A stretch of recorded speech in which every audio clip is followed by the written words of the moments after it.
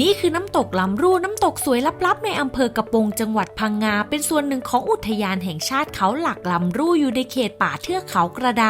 เป็นน้ำตกสวยท่ามกลางธรรมชาติที่อุดมสมบูรณ์มีความสูงขนาดกลางรวม5ชั้นและมีน้ำไหลตลอดทั้งปีและเป็นที่ที่จะได้สัมผัสบรรยากาศสดชื่นรายล้อมไปด้วยแมกไม้อันเขียวชอุ่มให้ความรู้สึกผ่อนคลายเงียบสงบบรรยากาศดีเหมาะแก่การมาพักผ่อนหย่อนใจ